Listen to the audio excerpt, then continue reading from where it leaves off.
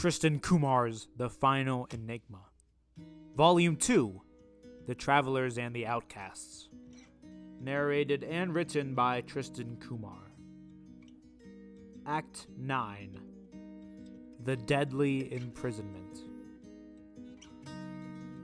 Part 41, A Long Time Coming. I watched as the final nail was boarded into the door as I turned around. I looked around and gasped. This was much worse than I had thought. I had only seen the small roots on the street after patient 1 had rescued us, but I never thought that it would lead to something like this. I looked up and saw a sign on the roof. It was dirty and barely visible through the murky atmosphere, but I could see it. ADX Florence, entrance 5 of 6. I sighed. I began to wake my way through the terrible jungle of death as I recalled that this wasn't actually the first time I had been in prison. This was way before Samantha and I had moved to the other dimension with the flare.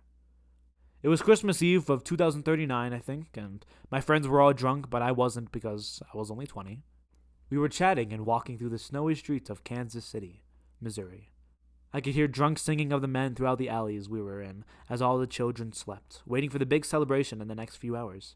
My friends stumbled into a jazz club called the Blue Room. There were many people inside, all bundled up in their winter clothing. Suddenly, somebody ran up to us. "Hey, I hate to ask, but do any of y'all play piano here?" the person asked. "Oh, I do. What's up?" I asked, as my friends wobbled to the bar to get even more drunk. "Yeah, we're a player short tonight, and people here really want to hear us. Do you want to play?" he asked. Yeah, I'm down," I said, as he walked to the stage. I mean, come on, why not? I followed quickly as we both walked up the stairs and onto the stage. I gulped as I heard everybody shut their drunk friends up and listen. I sat down at the piano and watched as the person who had asked me to play grabbed a large upright bass. He looked off stage as many others came in. A man grabbed the tenor saxophone and sat down and nodded to the bassist. A woman also walked in and sat down a drink and grabbed her guitar. Finally, another woman walked in. Her hair was tied up and she had 2 drumsticks in her hands. She was Hispanic and had dark black hair, lusciously flowing from her head. She nodded at the others and walked to the drum set in the back. She hit the drums a couple of times and then looked at the others. I'm John, the guitarist is Mary, bassist is Joe, and the drummer is Samantha. Anyway, you ready to play? The saxophonist asked me. Yeah, what's the song? I asked. Y'all know What Is This Thing Called Love by Jesus Molina? Mary said. The others smiled, and I nodded. I know the whole thing. I'll start us off, I said to Samantha. She smiled at me as I quickly turned the soft keys on the piano. I began to play, releasing my hands as I quickly went up and down the piano. I improvised a bit here and there, but it was almost exactly the same as a recording. Finally, I caught up to the tempo, and the bass and drums started. Mary made something along the lines of the rhythm as John waited. I continued to play as I eventually had the bass solo. I smiled as everyone seemed to be having a lot of fun. Eventually, I continued to solo, and even Samantha began to solo on the drum sets. Finally, John came in and began to solo as well. Finally, I took back the melody, and we finished the song. Everyone went wild. How about Cumbialada? John asked, smiling. I'm all in, I said, as I began to play the beginning. We played the Latin tune and played many more songs from that people enjoy listening to, including some Christmas songs. Finally, we reached our final song, a jazz rendition of Chestnuts roasting on an open fire. I looked back to the back of the bar and saw my friends gone. I sighed as I began to play the chords as John finished his fill. Finally, we reached the end of the slow song. I smiled and waved as the audience cheered. Finally, they stopped and many began to exit. I checked my watch, 11:08 p.m. I yawned as I stood up. I walked off the stage as the cold wind from outside blew in as people began to leave. The recorded music from before started to play again to the almost empty bar, and I walked to the back and grabbed my coat, which I had taken off in a small moment before I was requested to play. I waved to the others, and they waved back. "Merry Christmas!" Joe yelled, and I smiled at him. I waved back and walked outside into the cold streets. It was snowing now, but my fingers kept my hands warm from playing so much. I walked away from the door and walked to the alley. I looked down and gasped. Down at the end were my friends surrounding a helpless person. I shook my head as I jogged over to them quickly, making sure not to slip on the ice. Finally, I reached them and saw that they were surrounding 2 women in large coats. "Hey, he's back!" one of my friends yelled loudly, clearly more drunk than before. "Alright guys, let's leave these people alone," I said as I tried to grab them. Wait, Dazan. These 2 are doing something bad, so we're trying to teach them something, my friend said. And what is that? I asked as I looked at them. They were both crying. What did you do to them? I asked. No, bro, they're doing something bad, my friend started to say again. What did you do to them? I yelled at them. They're not supposed to be here, another one of my friends said. What the hell are you talking about? You're all so goddamn drunk. You idiots, I said as I tried to grab them. If you don't want to be here, then leave, one of my friends yelled. Yeah, bro, another one yelled. Don't touch them, I said sternly as I walked away. As I reached the end of the alley, I heard my friends laughing. Suddenly, I heard one of the girls scream. I turned back around and saw one of my friends kick them. I breathed angrily and ran up to them. Bro, we said if you don't want to be here, one of my friends said, but I cut them off by punching them in the face. They fell to the gold grounds. Talk about being quick to anger, am I right? Another one of my friends joked. What, you don't think I'd put it together to pieces? You're harassing them, I yelled. What does it bother you, Sean? We did it all of high school together, remember? My drunk friend asked. We? You guys bullied those kids in high school, not me. At least I'm still in college, not like you guys who all dropped out senior year of high school, I yelled at them. With that, they suddenly came out of their drunk state of mind and attacked me. I laid on the ground as they punched me. Suddenly, I heard someone yell from the alley entrance. I looked and saw Samantha. I looked in horror as my friends began to make their way over to her. She began to punch them, which I was shocked by, but they eventually got the advantage over her, and she was knocked to the ground as well. I stood up and looked at the two girls. Get out of here, quick, I said as blood leaked from my mouth. They nodded and grabbed each other's hands and ran to the other end of the alley where it was turned against the wall. They ran around the corner quickly as I turned to Samantha and my friends. I slowly began to run toward them, but many cop cars suddenly turned and blocked off the alley. All my friends suddenly cursed loudly as the cops got out and began to tase them. I put my hands up as some officers went to check on Samantha. She sat up and said something to the officer. I could hear her say, "Don't tase him," but it was too late. Some cops ran up to me and I winced at the shock, sore through my chest. Samantha sighed as I fell to the ground, unconscious. Some minutes later, I woke up in a yellow cell. Next to me was Samantha. They still need to question us, she said. Great, I said as I looked at my watch. 11:33 p.m. Got somewhere to be, pianist? She asked. Not really, but I just hoped I wouldn't have to spend my Christmas Eve in jail. Although it sounds sad, my apartment would actually be a bit better than this, I said, and she smiled. You live here in Kansas City? She asked. No, I'm just here for a break. My friends told me to come. Well, I'm not sure if they're my friends anymore after tonight, but, I said. Where are you actually from? Samantha asked, getting this time to learn more about me. I mean, what else were we supposed to do? Originally, I'm from Washington, the state, until I moved to Alberta to take college at the Southern Alberta Institute of Technology, or SAIT, It's nice. It's a very nice place, I said as she nodded. Canada? Nice. I've lived in Kansas City all my life. I'm taking college at Metropolitan Community College. I like it because, it's not far from home, she said. I nodded as we both smiled. You sounded actually hella amazing at drums, I said. Thank you. You sounded hella great on piano, she said. I play a lot, I guess, I said as she laughed softly. You can come back to my place after this. It's free, she said. Really? I asked. Yeah, she said. Oh, thanks. It means a lot, I said. We smiled at each other. Hey, an officer said from outside our split cells. We both looked as he walked toward us. I won't go into detail about the rest of that night, but I did end up going back to her place and we did start to date. Eventually, I finished college, and Samantha and I both found a suitable place for us in Burlington, east of the Rockies. We stayed together, but the beginning of the end started in 2044. It was a regular day in late May when we got the news that the leader of the Prison of the Survivors, Aaron Rodgers, had passed away, sadly. He was 85. We didn't know much about him other than the fact that he owned a large company. We heard that he gave ownership to someone named Xander, who was mysteriously killed by someone. After Xander, a man named Rye took over the Prison of the Survivors and all the company branches. Immediately after entering office in August, he had an invitation to a popular talk show. Samantha and I sat on our small but comfortable couch as we looked onto the large screen. Thank you. Now, joining us tonight is the new leader of the Prison of the Survivors. You know, that flying little ship in the sky? Yeah, that. And the many other companies it owns and the whole umbrella of things. Please welcome, ladies and gentlemen, Rye, the host announced as the audience cheered. Rye rocked out from behind the curtain as he waved to the others. He smiled as he walked toward the host in a neat black tuxedo. Good evening, Jeremy, he said happily as he sat down. I'm very glad to be here. And we're glad you're here as well, Rye. Now, tell us, how's it been after the tragic incident with Xander? How are you holding up? Jeremy asked. Well, to be honest, it was sudden, and I really didn't expect it. But I think I've handled this transition well. I knew it was going to happen. I mean, there's a little evil inside of all of us, right? Somebody took him out, but I didn't really know him too much. But I'm sure that poor Aaron wouldn't want to see his successor killed in vain just like that. I'm sure of that, Rice said. Although I could tell that he may have been lying about something there. I wasn't sure. Poor Aaron. Great guy. I love that guy. We had him on the show several times. It's so sad he passed away. Anyway, let's get to another question. What do you plan to do as leader of the Grand Prison of the Survivors, along with Multilabs, the multiverse company, and the Spark program in Jamal's world, which runs some of the logistics stuff? Wow, Aaron sure did own a lot, huh? Demary said. Great question. Yeah, he really did.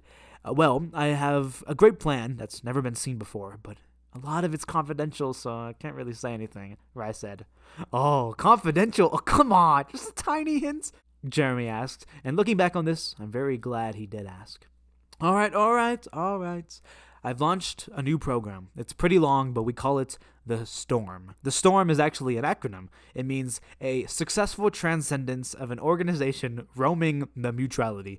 Just to clarify, I mean mutuality as the Earth, but, there's no better word that starts with M. Otherwise, it'd be storm. Yeah, why would I want it to be storm, The audience laughed. Besides, being mutual means that everybody agrees on something, right? And we all agree on living. Isn't that right? Raya said.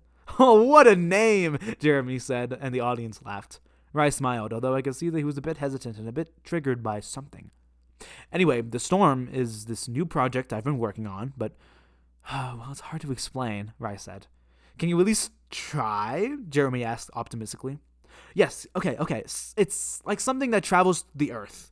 I guess you could say it's like a vacuum. It sucks all the bad things out of the Earth and transforms them.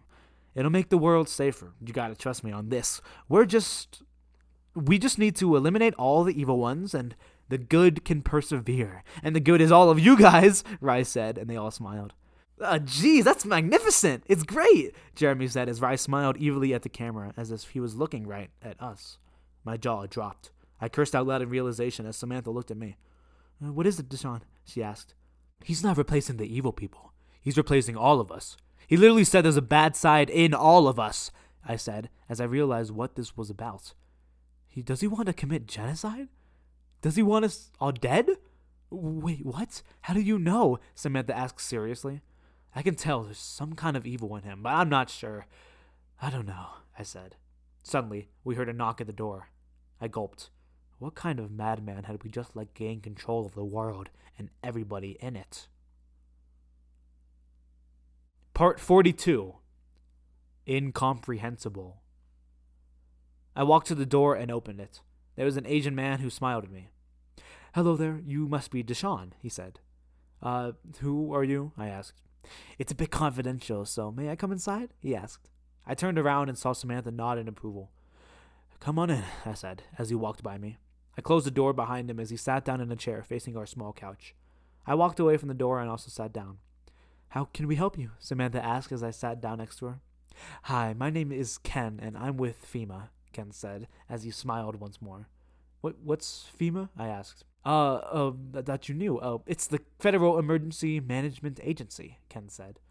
Why are you here then? Samantha asked.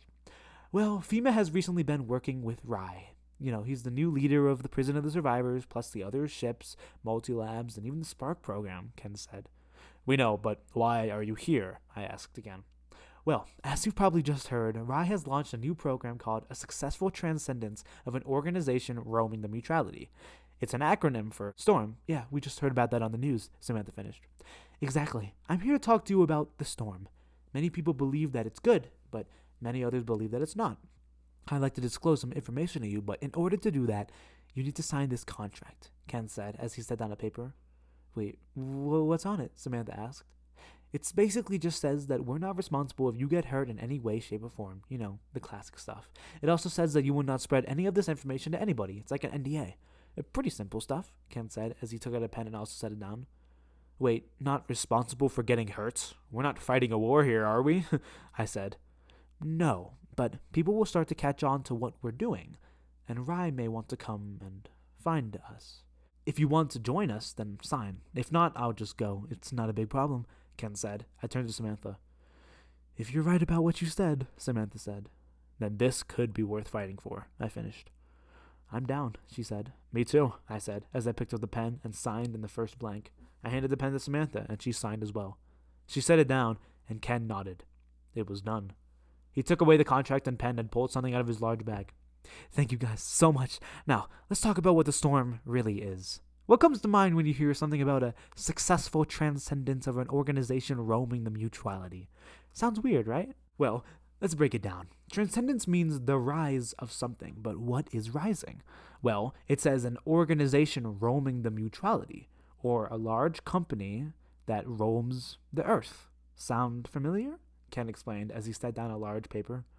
The prison of the survivors and multilabs, Samantha said, starting to catch on what he was saying. Exactly. There are more ships other than the prison of the survivors, and they're located in Mexico, Las Vegas, Los Angeles, New York, and near the mountains west of here. But now, you might ask, what is their carefree plan? What plan could possibly have no flaws whatsoever and get them to be on top of the world? Well, don't think the storm as an acronym. Think of it literally, Ken said as he unrolled the paper. Inside was a large blueprint of a new substance. What is it? I asked, as Samantha and I both looked over it. It's the storm's reign, if you will. The storm is an actual storm that's going to spread around the world.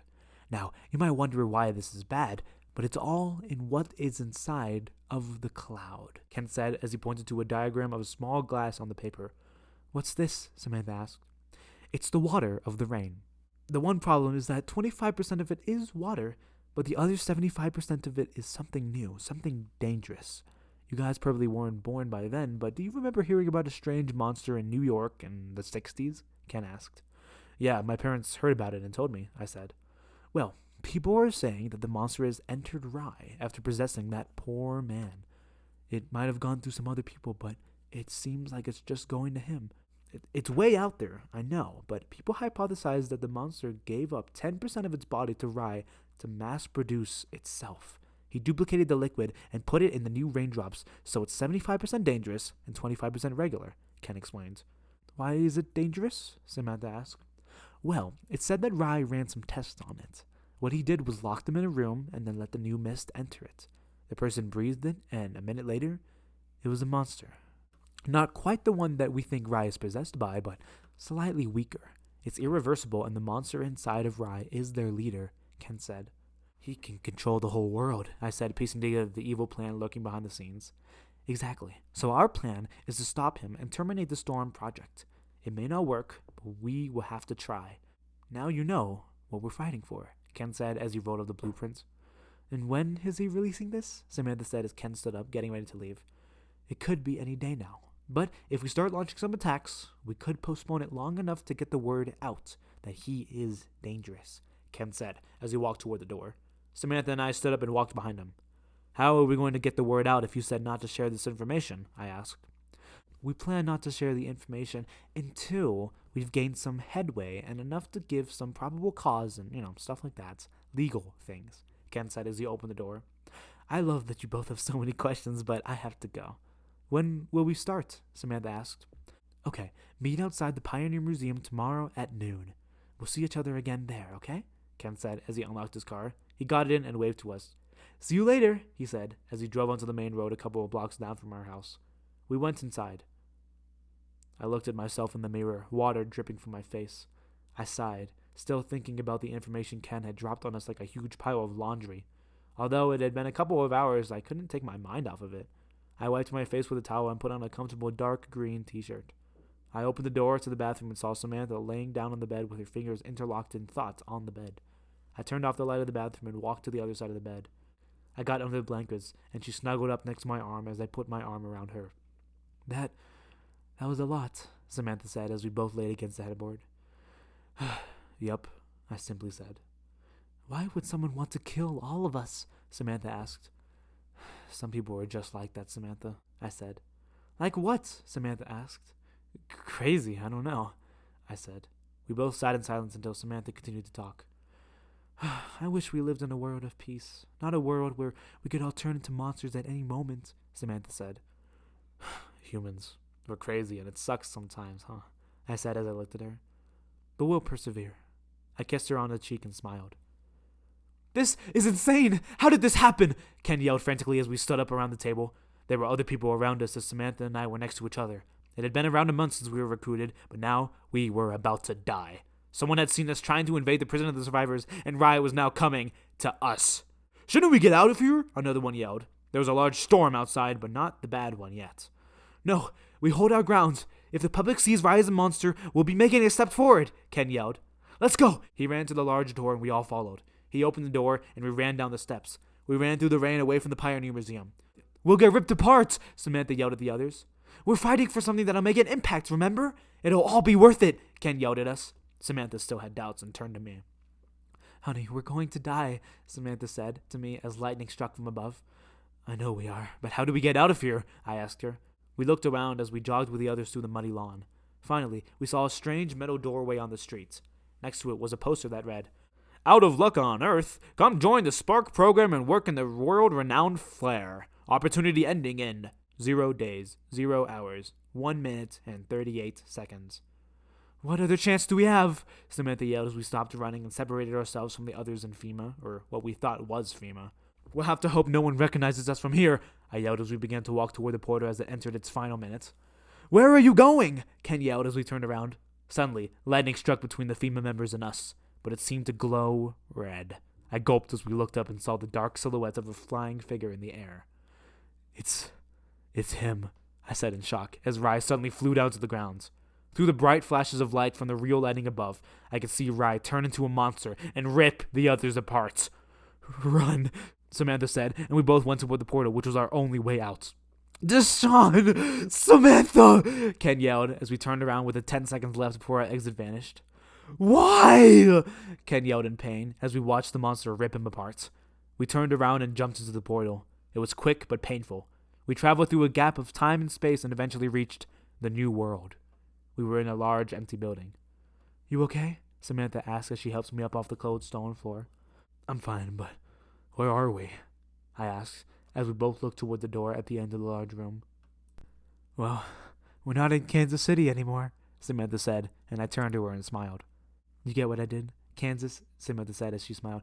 I got it, you jokester. Come on, I said as I held her hand and walked to the door. Here we go, she said as we both pushed open the door. Immediately, we noticed another slab of land that seemed to go on forever above us. We were in a city that looked like a rural part of New York City. Where are we? I asked as I looked around. Welcome! I'm glad you made it right before your opportunity closed, a woman said as she walked up to us.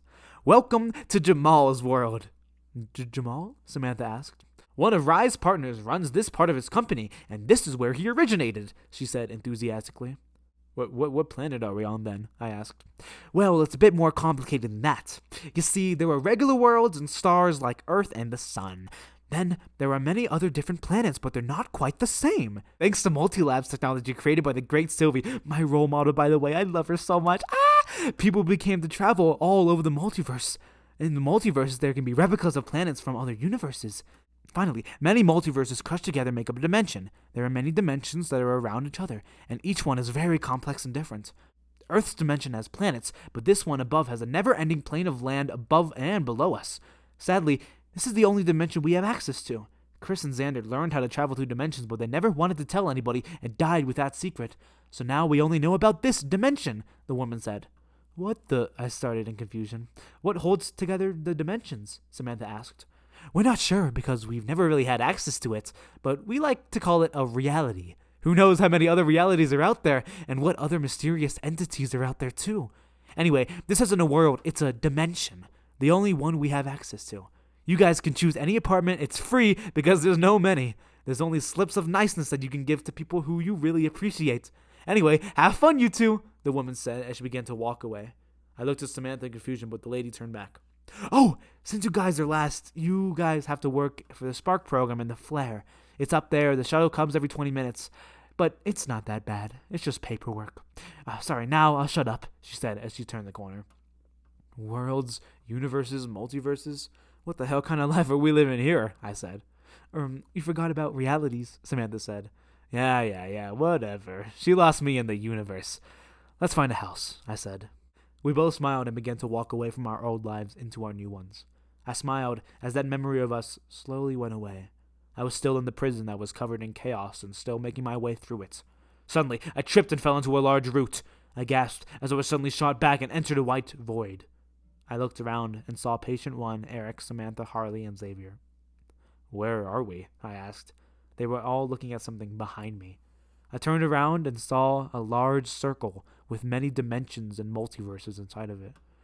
"It's our reality," Samantha said, and I gulped. Damn, I guess I should have paid attention to that crazy woman after all, huh?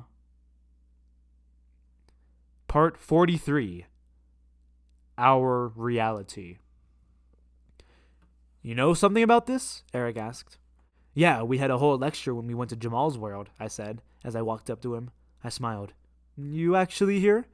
"Yeah, I tripped over the roots." "You're here last, so that means you're better at navigating something then," Eric said. "Thank you. It's good to see you," I said as I patted him on the shoulder. I looked at the others and I saw Patient 1 nod at me. I hadn't exactly seen what had happened with him and the Outcast last night, but I knew that it affected him. I smiled at him because he was at least safe and with us. "Why did the roots bring us here?" Harley asked us. Not sure, but whatever power is inside of it is pretty strong. I mean, every root is downtown. We're not sure. Whatever power is inside of it is very strong. I mean, every route in downtown led here, so it's gotta be important," Patient 1 said. "I get that it could transport us, but I didn't think it'd take us to a view of everything we know in our, what'd you call it, a reality?" Xavier asked, and I nodded. He nodded back. "Didn't that lady say that it was impossible to travel through more than one dimension other than Jamal's world, Deshaun?" Samantha asked me as she walked over to me. I don't know, but the roots and the chaos have something to do with it. They're the cause of our problems, but I didn't think it'd be this cosmic," I replied. "You really thought we just came from the roof in some manor in the middle of the Mojave deserts?" Patient 1 said in a deeper voice like a monster. Immediately, we all turned to him in confusion. Shit. All right, come on out," Patient 1 said to himself, giving up. Suddenly, large red tendrils emerged from the back of Patient 1 and plopped onto the ground, and then structured up to form the tall figure of the final Enigma. "Holy shit!" Eric started. "What?" I yelled. Everyone burst into a sudden shock of confusion. "Okay, wait. When the final Enigma controlled me in the 60s, we almost killed the original patient. Patient 0, Patient 1 explained. "I thought you were the original," Eric said. "No, see?" Patient 1 said as he pulled up his jacket sleeves and showed a faded mark with the numbers, #001. This only showed up once it possessed me. Anyway, we were about to kill him, but then I told him not to, and I tried to convince him. Then I blacked out, and I'm still not sure if Patient 0 was killed. That's not important, though, because in that moment, the final Enigma split into a good and evil side. The good side went into me, and the evil side left me in an insane asylum for Rye," Patient 1 explained. "Uh-huh," I said, trying to figure out what he was trying to say. "This is actually much better, because the bad side of the final Enigma has only 90% of its body because it donated some of itself for the storm," as Patient 1 said. "He's right," Samantha said, confirming that what Ken said a long time ago was surprisingly correct. Ken told you that?" the final Enigma asked. "Wait, how do you know that?" I asked. "If I want to, I can see what Rai is seeing because my other self is inside of him. Ken actually was supposed to be tested on, but luckily escaped to go join FEMA and try to convince the people to try and stop the storm. I was there. I saw it," the monster explained. "Wow, you are powerful," Harley said in awe. The monster nodded at Harley in thanks and she gulped. I could tell, because it's weird to be friends with a monster that manipulated people to make everybody turn into servants of it. Anyway, this final Enigma still has 100% of its body because it split before Rai could take some of it, Patient 1 said. "And why does that matter?" Eric asked. "Aren't you still the same?" "Surprisingly, 10% makes a large difference. This monster is actually stronger and better. The other final Enigma can't see where we are right now." "Hopefully," Patient 1 said. "What do you mean, hopefully? Can Rai see us right now or not? Because if he can, then we're dead." "Well, we're not really in danger because we're still technically in the ADX, but once we get out, we could be surrounded," Eric said. "It's a risk being with me, but I'm willing to help you guys." The monster stepped in to defend Patient 1. We all stood in silence. "He's not manipulating you at all?" Eric asked Patient 1. "I'm a free man," he said, and Eric nodded. All right, but now what? How do we get off the roots in our real bodies? I mean, we can't do anything here, right?" Harley asked the group. "You're in prison right now, The patient one and I are not, the monster said. What do you mean? I asked. What do you think? I'm made of these roots. We can leave whenever we want to, the monster said. That's true, patient one said. Okay, but we're still locked in the ADX Florence, in case you forgot. It's the most secure prison in America, or maybe even the world. The Outcasts aren't going to save us, and there's no way out of this, Xavier said. Hold on, we'll be back, the monster said. It grabbed patient one's shoulder, and they both looked up. Suddenly, they vanished into clumps of red mist. These days just get even crazier, I said. 3 seconds later, the monster and patient one returned. What happens? Eric asked the moment they looked around once more. Wait, how long were we gone? The monster asked. Like 3 seconds, Samantha said. The monster looked at patient one, and he breathed deeply. Wait, Eric said as he stepped away from the monster and the patient. How long were you back there? Eric asked as he pointed to reality with many dimensions and all the fun stuff. I think it's better to keep that information between us two, patient one said, but Eric wanted to know. How long was it? He yelled at them. Everyone was silent, but the monster finally broke the news. We were back for 3 minutes, the monster said, and everyone gasped. Every second is a minute? Jeez, we need to get out of here, find each other, and do something, Eric yelled. Rai could find us at any point. He has to find Enigma, so the prison has no effect on him, Samantha said. He's gonna kill us, Xavier said morbidly. How do we get out of here? I asked the monster frantically. I don't know, the monster said, which really unleashed the others into a frenzy. Everyone suddenly burst into a fit of anger toward the monster and patient one about not knowing how to get us out of there.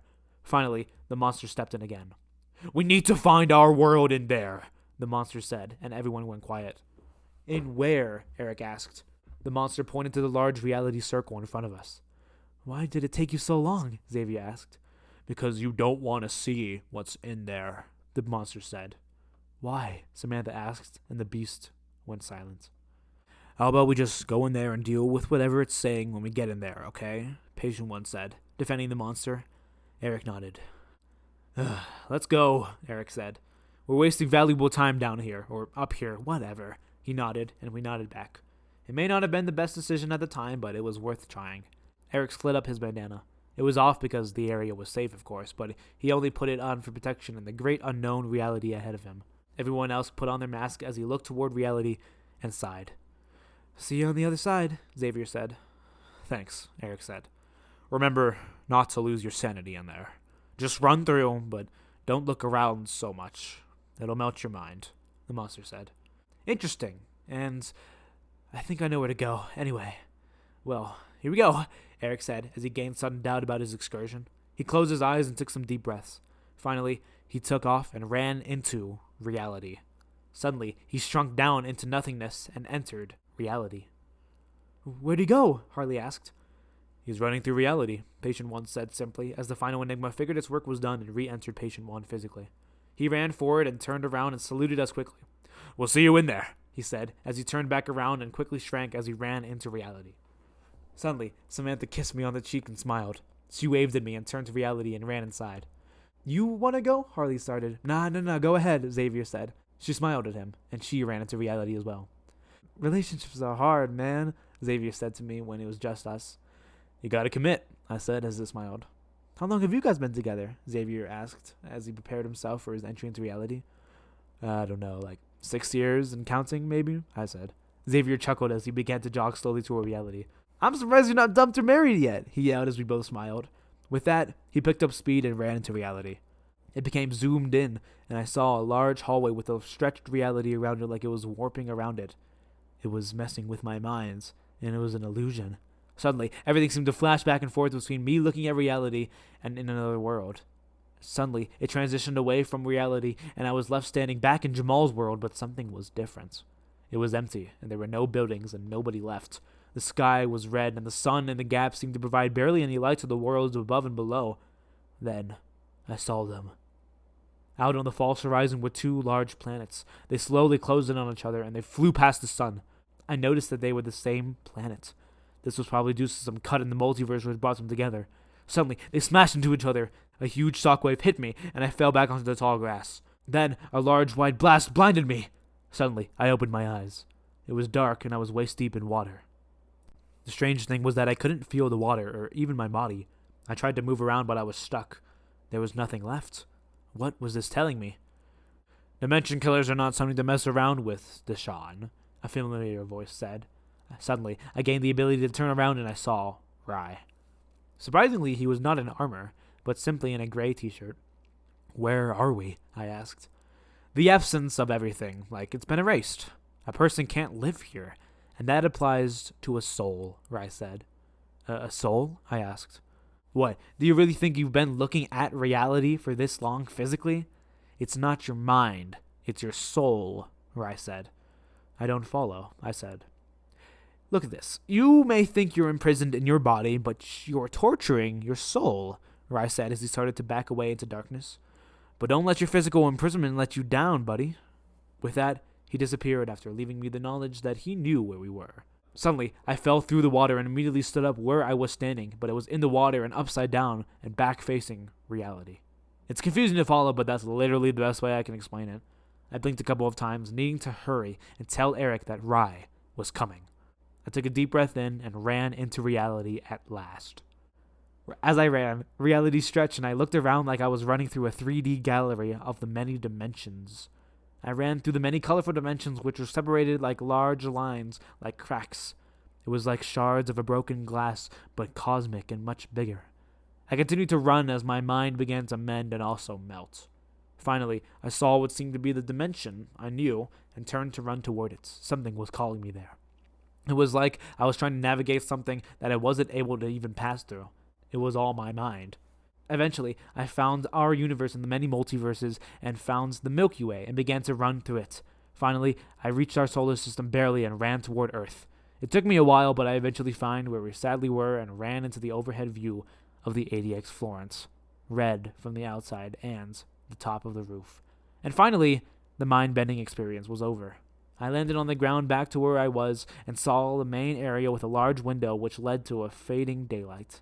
Luckily, it hadn't been that long, but it still wasted us all around 2 hours, but longer for me because of my encounter with Rye and something about a dimension killer. I carefully walked over the rest of the routes and finally entered a clearer space. I saw the others come out from the distinct entrances and all meet in the circle. It's good to be back, Eric said. Eric, Rye knows where we are, I said the moment he stepped onto the safe area with no roots. What? He exclaimed. Before I entered reality after Xavier, I was transported to him, somehow. He told me something about the imprisonment and torture of my soul, and then told me that he knows where I am, I explained quickly. Anything else? Eric asked. I shook my head, not deciding to tell him about dimension killers quite yet. Yeah, what was all that about? Patient 1 said furiously as the monster emerged from him. I warn you, the monster said. What's wrong? Harley asked Patient 1. We took a small detour, and I saw a bunch of enigmas across reality, Patient 1 said angrily. Not having clarified enough, we stared in confusion. They were dead, he said, and we looked at the monster. What kind of history has your kind had? Patient 1 yelled at the monster. Let me just tell you that this universe's Fido Enigma is probably the strongest out of the others, the beast said. Come on, why did you think this was the only universe with the chaos left in it? Everyone still sat in silence. Really? You've never heard of the Season of Chaos? Part 44. The Season of Chaos. You've got a lot of explaining to do, buddy, Patient 1 said. They don't know anything, and neither do I. Start at the beginning, Eric said. Alright, I'll try my best. My kind, the Chaos as you like to call us, has had a complicated history. Something that's best described as very, very, very old. The place we just were in that void is our birthplace. The piece of reality we all just saw was an atom of it. Reality is so much bigger than you could possibly imagine. If you took a baseball, as you humans like to call that thing, a single atom on it would be a dimension. It's also filled on the inside, making it much larger. That is reality. Well, more specifically, that's what we call the Ultra Soul, the monster explained. The Ultra Soul is what we like to call that baseball of reality, because it's practically the soul of existence itself. Anyway, the first chaos monsters were somehow created in the void we were in, but my kind does not know how. They just appeared. Maybe they were always there. There was no rip in reality to travel to. There was just a void. This void was named the Nor Gap. I was born around that time with the others. One day, something appeared on the ground of the void. It was a colorful, stretchable ball of pure energy that was around the size of a baseball. This powerful ball was the Ultra Soul. One day, there was a fight between some of us. They both wanted the Ultra Soul to learn more about it, but the other one wanted it for power. They wouldn't just simply talk about it because, come on, we're vicious monsters. Suddenly, one of them threw it into the air. Many tried to catch it and steal it, but it smashed into the ground. Now, it might seem hard to comprehend, but this is what you humans call the Big Bang. It was just us dropping the Ultra Soul in the Nor Gap. We were all propelled away, and that's when the rip revealed in the small gap of reality where we were just ventured through. We were flung across different dimensions which were created from the Ultra Soul. Now that the Ultra Soul had been drained, it was called the Archon. If somebody were to find the Archon and use it, then they could control reality. Just like that, everyone began to search for it in their universes, but they were stuck. They needed to find a way out of their universe to venture into the multiverse, which could lead to dimensions so that we could find the Archon and rule the world. For the next thousands upon thousands of years, me and some of my people flew deep into space and landed on an unknown planet in deep space. For the first 100 years, we had to deal with the constant eruption of volcanoes around our planets. Finally, they stopped, and we could focus on finding the Archon. Eventually, we traveled to different planets by propelling ourselves from asteroid to asteroid. Eventually, we reached the end of its solar system and saw a large adhesive cosmic barrier. We could see more worlds on the other side. It was like jumping out of what you would call your universe and hopping to another neighbor solar system. We ventured through there, but there was still no sight of it. When we were on the last planet, we suddenly heard a large cracking sound around us. Each one of my people could feel part of their soul get damaged, but it eventually stopped. Since we had no connection with any other chaos outside of our universe, we couldn't figure out what had happened. Years upon years later, after traveling to the other places and surrounding universes, we finally found more of our kind. For the next year, we fought. We could never truly kill each other because we were immortal, but we could injure them and make them lose. Slowly, they became weaker and weaker. One day, we pushed them, but they were just a bunch of liquid on the ground, all killed by something. I placed my hand to their remains and gathered their energy. I caught a glimpse of two planets crashing into each other and completely wiping out that dimension. Suddenly, I gained strange new powers. I realized that I could actually kill the other chaos monsters. I understood my new purpose and shot large red and black bolts of electricity into space.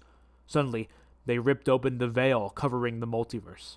It was like a large web had opened for us to make a new universe and a new part in our journey to success. We went through the multiverse and realized that every single chaos was defeatable, but not from my new power. Eventually, we reached the end of the multiverse, but we knew that there was more. I knew that something had happened to weaken the others, so I tried to do what I saw in the vision. I briefed my people and pushed a planet through the barrier. Suddenly, an exact replica of it began to move toward it like magnets. I knew what was going to happen, so I ran to the edge of that multiverse with my people. Finally, I heard the crack, and there's a large shock of white. At that moment, we saw the web open once more to another dimension. We all hopped through and watched as a dimension behind collapsed into a white void. We turned around and saw nothing left. We continued destroying many dimensions until we finally reached the last dimension left. The war between us that had been going on for more than 1 billion years was about to end. All of the chaos monsters left ended up in one universe where we knew the Archon was. There were so many of us, and in the blink of an eye, the fight began. I ran with my people, trying to fight but also trying to find the Archon. Eventually, we found it, but our former leader in the Nor Gap had also found it. We fought, and I eventually ripped our leader's head off. Triumphantly, I grabbed the Archon, but something backfired. I was not supposed to have it. Suddenly, a large explosion occurred, and all of the lost dimensions had returned. In the aftermath, I realized that the Archon had actually given me an unremovable white scar across my eyes from cursing me. The great Archon was in my hands, and I was ready to obtain the entirety of reality in my grasp, but I had lost it. I was enraged as it flew away from me to new dimensions. All the new multiverses and universes were suddenly created due to some sort of defense mechanism in the Archon. Enraged, I wanted to put up a fight for the Archon, but fate had different plans for me. My people and I flew into space for the next several billion years to a universe far, far away, thanks to the Archon cursing me. Eventually, we landed on Earth in the late 1800s. We suddenly all felt weak because we needed something. I found someone and entered them as a host, but my people dissolved and were lost. The person I had possessed suddenly gained a strange marking on his arm, reading #000. I realized that we needed some sort of a live host to live, but since this was the only planet in a couple of dimensions that was habitable, all the other chaos were killed, and I was the only one left. In the early 1950s, I left Patient Zero and hid in the Mojave Desert, far away from anybody and just wanting to die. There was no point to live anymore. That's when I saw Patient 1 and decided that there was still a chance to find the Archon, so I possessed him, and you know the rest. The season of chaos was a long time, from when we were banished from the Norgap until I possessed Patient Zero. That's like the basic outline, and it's not even exactly right, but you wanted to know, and now you know the story, and why there is no more chaos like me. We all stared at the monster in shock.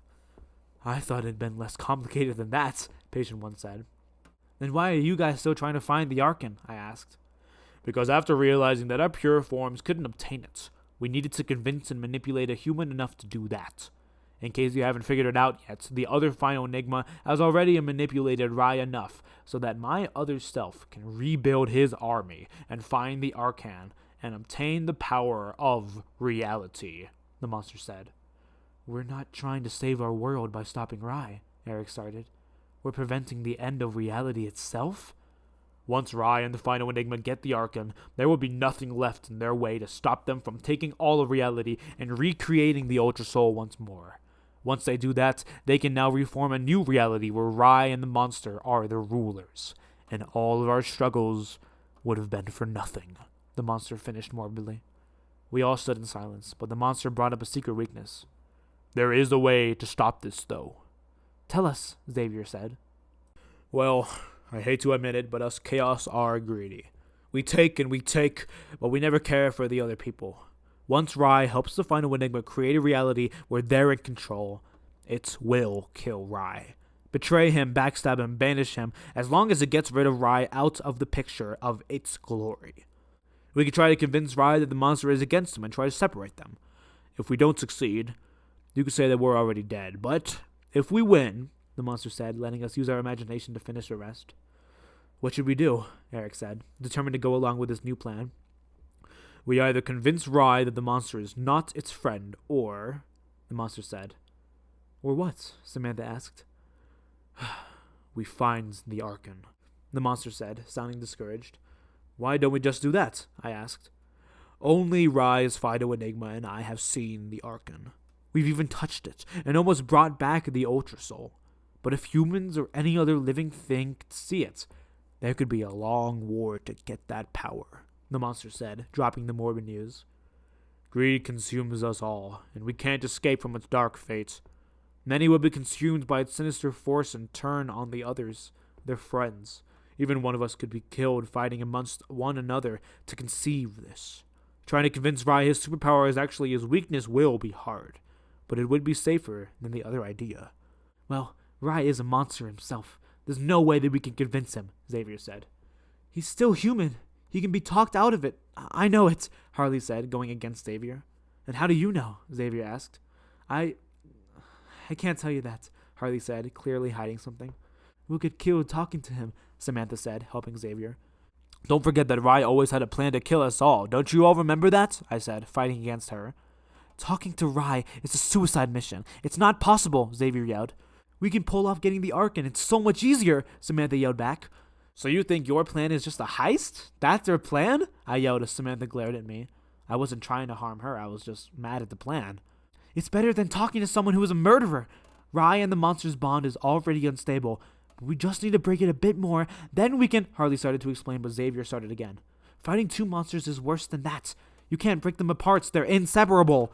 I've faced one, and it's not possible to defeat it with raw power only. You just can't, Xavier yelled. With that, all of us bursted into an argument, bickering and fighting with one another. Harley and Samantha were determined to change Rye's mind, while Xavier and I were both bent on finding the Archon and taking away what the monster actually wants. Eric watched with Patient One and the monster as we slowly broke our team apart. Finally, Eric stepped in. "Stop!" Eric yelled at us, and we all went silent. "You're ripping each other apart! Rye knows where we are, and it's a matter of minutes until he finds us and kills us!" We all sighed, knowing he was right, and that we were almost out of time.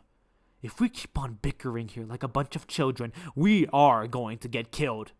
We need to decide, and we need to do it as a team. Because if we don't, everything we worked for will be for nothing, and our deaths won't be in vain. There are pros and cons to both of them, but we need to decide, Patient 1 agreed. Agent 39 wasn't captured thinking that he did nothing. He was captured knowing that we would push forward through this. I'm not going to fail him, and I'm not going to fail all of you. And if that doesn't mean anything to you, then I'm not sure what does at that point, Eric said. We all have different views, I know, but we need to decide which one is better overall. So, how do we decide? I asked. We need to vote, Samantha said, and I nodded to her. Who wants to talk to Rye and try to convince him that his final Enigma is against him? Eric asked. Samantha and Harley both raised their hands. All right, who wants to try and find the Archon and maybe bring this whole thing down? Eric asked once more. This time, Xavier and I put up our hands as the girls lowered theirs. What about you? You didn't vote, Harley asked Eric. I'm a leader. I don't decide these things. I will go along with whichever option is decided, Eric said. Then it's a tie, Xavier noticed. Patient 1 still needs to vote, I said, and we all looked at him. Great, Patient 1 said as he looked around nervously. Knowing its work was done, the monster returned inside Patient 1. What if I don't vote? Just do it, Eric said. Well, I think that the better option is, Patient 1 started, but he was suddenly cut off. We heard a loud humming sound above us. Suddenly, a large ship flew into the broken window above us. Quickly, something dropped out of it. We all watched as a man dropped to the ground where we were in black armor. He had his blood-stained helmet on as the ship flew away. He found us, Eric said quietly. The man looked up and unequipped his helmet. It was Rye. Surprised to see me, Deshaun? Rye asked me. I gulped.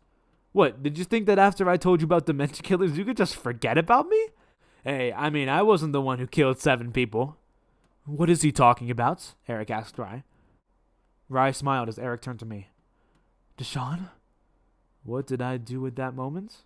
Oh, I stood there and did nothing. What did it matter? I was already screwed.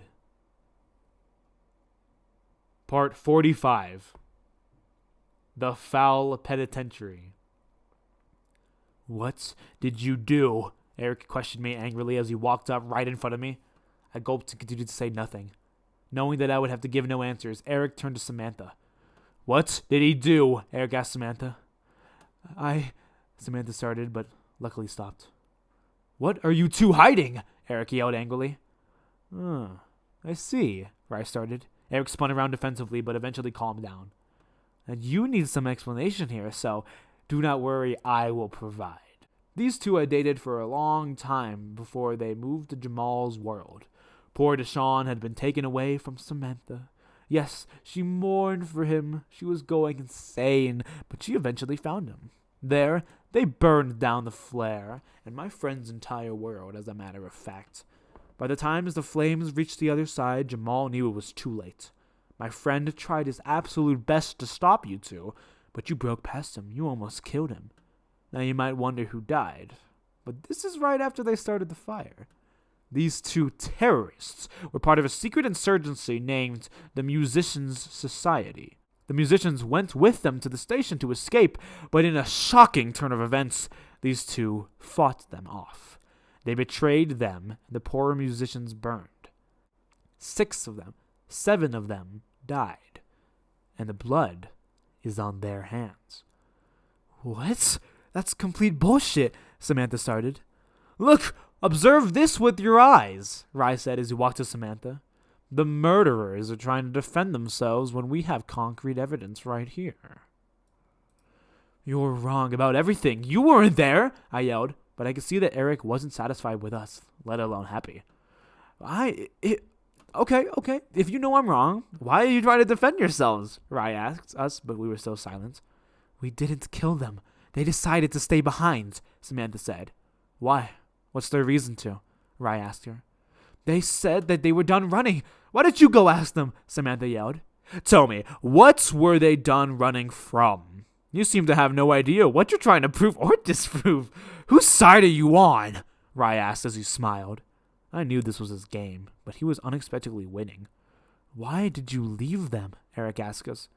Eric, I started, but Rai cut me off. Tell me, Eric, when you received news that you were going to get many more people for your stupid little cause by your mystery informer, how many people were promised to come? Rai asked Eric. Eric thought about it for a second, but finally put it together. 9, Eric said, as he realized what Rai was saying. Boom! You've just dug your own grave, Rai yelled excitedly at us. He was promised the 2 of you, and then the 7 others, you killed them. Does that add up? 7 plus 2 is 9. Eric, you can't believe him, I asked Eric, but he was silent. He was completely falling for Rai's trick. You have no proof, Xavier said, finally stepping in. Do I need proof? Everyone here knows that I'm right. It's hard to believe, but it's true, Rai said. Okay, just because we believe you, or because Eric was told there would be more, is what you think is proof doesn't provide physical evidence, Harley mentioned. Oh, you want physical evidence? Oh, okay, let me show you this, Rai said as he pulled out small white papers from his suit. He dropped them to the ground, and we all looked at them. They were pictures of us fighting the Musician Society, which had never happened. This is fake, I tried to explain as I looked away from them and to the others. They were all still staring at it, believing it. No one believes this, Deshaun, Samantha said, terrified as she looked away. Now you're getting it, Rai said to us. Don't you get it? Rai asked us as everybody looked up. No one believes in you. What? Did you think that some lone survivor in the outbacks of backcountry will look up to a group of rebels named the Travelers? Get inspired by them? The Travelers? What? Did you name yourselves that because you always run away from shit? Yeah. Who are you running from? Me? What do you want? Eric asked, deciding that we were done letting Ryan mock us. Wow, took you long enough. I thought you figured that I would want something by not ripping out your throats the moment I stepped in this place. Rai started again. Get to the point, Rai, Eric asked again more seriously. Like my previous offer through the corpse crawler, I've returned, this time in person, and now it's your second chance, Rai said, although we all knew where he was going. How about you all just stop these useless attacks and just stop fighting me? I already offered you to stop once, but what did you do? You almost killed my very own creation. I can beat you all to the ground, and you all know that. The way I see it, I've already won, but, you know that. But I'm changing something from last time. This time, you can get something from taking my deal. In exchange for you giving up and us going our separate ways, I will give you back Agent 39. You're lying, Eric said, beginning to get angered. Am I? Well, it seems that everyone here has told a lie, huh? Some of them relating to me, actually. Did you know that? Rai asked Eric. I looked at him and noticed that he was clueless about this. Hell, some of your own people don't even know if they've killed many people or not. They're confused. I'll tell you from an experience, it's very, very memorable, Rai said mockingly as he looked at us. I watched as he smiled like a madman, finally breaking our spirits. I closed my eyes and tried to remember what we really did. I saw myself looking up at the large fire rain over us, and then I looked back down to Samantha and the jazz band on our streets. Everything was as I remembered it to be, but Samantha suddenly said something. I couldn't hear it from the beating of my heart. My heart was beating because I urgently wanted to know the truth. Suddenly, the band members nodded and got up. This hadn't happened. Suddenly, I whispered something to Samantha, which I could not remember doing, and she nodded. We ran with them to the fountain with the others. I yelled something to them, and they smiled. They came along with us, the waiter and the girl who was beaten and the old piano player, and I could see where this was going. Finally, we reached the stairs to the station. On the stairs, we suddenly turned and fought off the musicians. I stared in horror at my own actions as we kicked them down the stairs, killing most of them. Gruesomely, I watched as I walked down the stairs to the old man playing the piano from the plaza. Finally, my ears cleared as I heard the screams where I was in my memory. He begged for mercy, but I walked up to him and snapped his neck. My heart rose to my throat as I opened my eyes. Rai was right. We were murderers. I've actually created an expression, if you want to know, and I think it really fits the travelers. I say that loss favors the dreamers. To clarify, it means that when you dream for something, it's never gonna happen. Guilt follows none of you here, and that's why you're all pathetic. Guilt follows none of you here, and that's why you're all pathetic human beings who deserve to die from being stupid and weak. You know nothing about guilt, and one day that'll be the thing putting you 6 feet under the ground. You all don't care about others. I mean, really, you let all your people just get abducted and you just decide that it's not a big deal? What is wrong with you guys?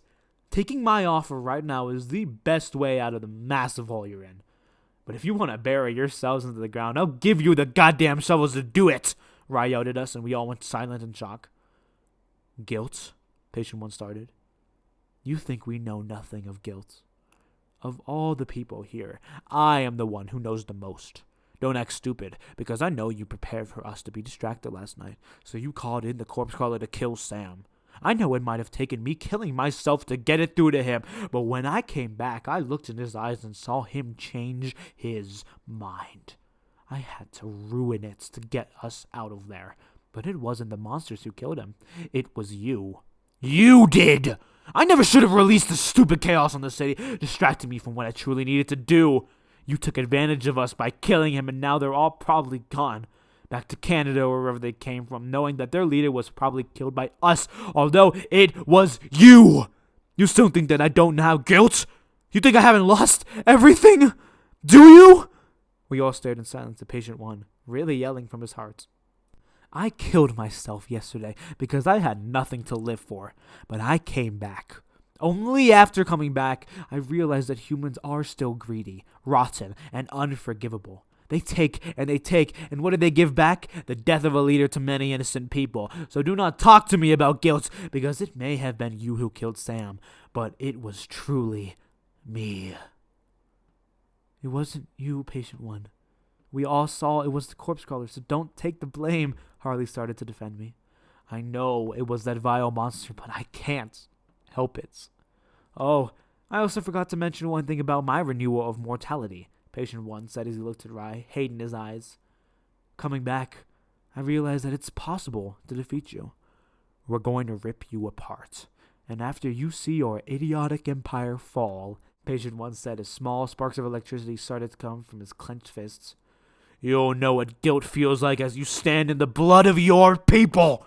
Immediately, Patient 1 raised his hand and shot large electricity bolts at Rai. Rai actually seemed shocked by this, getting hit by it. He flew back against the slimy wall and fell down to the ground. Of course, he wasn't affected because of the monster.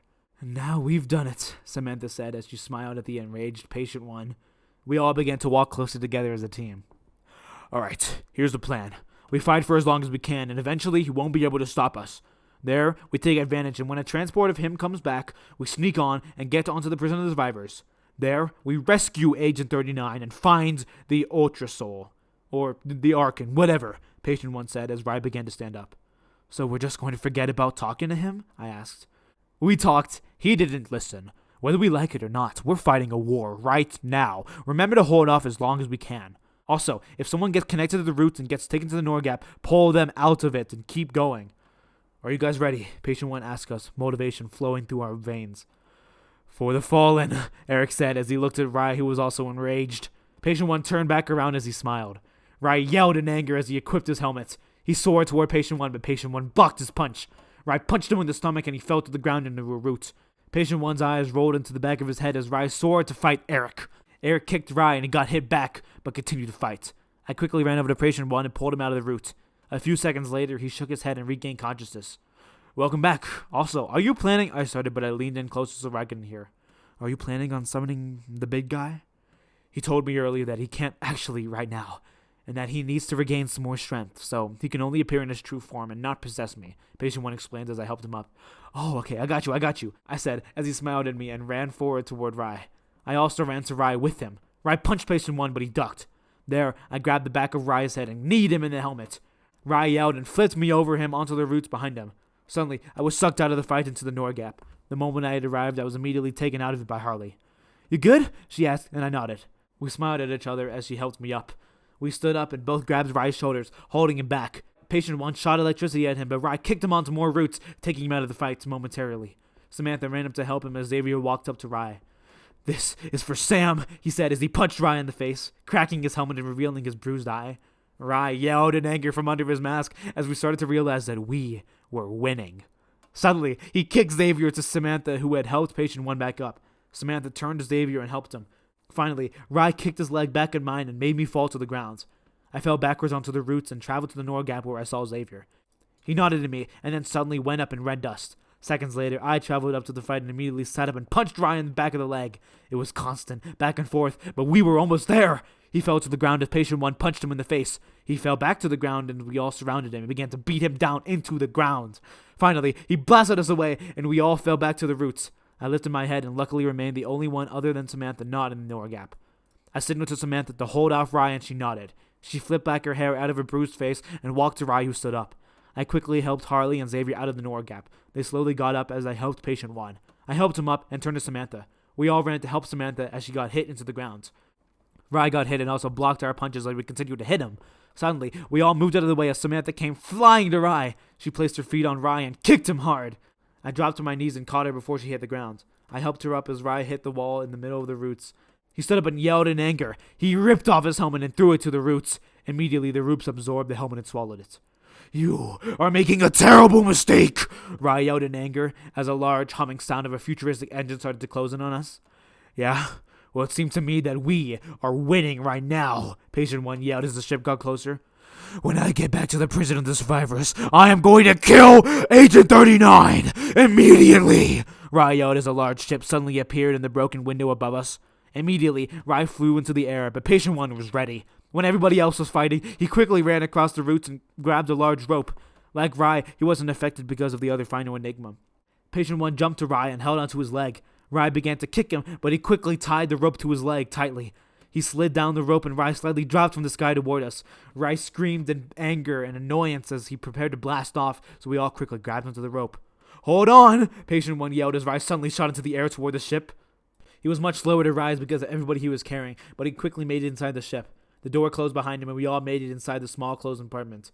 We all dropped the rope as Patient 1 jumped toward him and punched him against the wall. His blood spilled onto the clean white wall of the ship as he looked at us.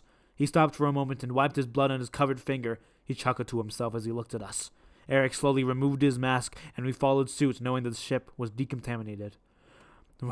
"The one and only blood of God," Rye said crazily. Patient 1 yelled in anger as he tried to punch Rye again. Rye slid under him as Patient 1's fist went through the surprisingly thin wall of the ship.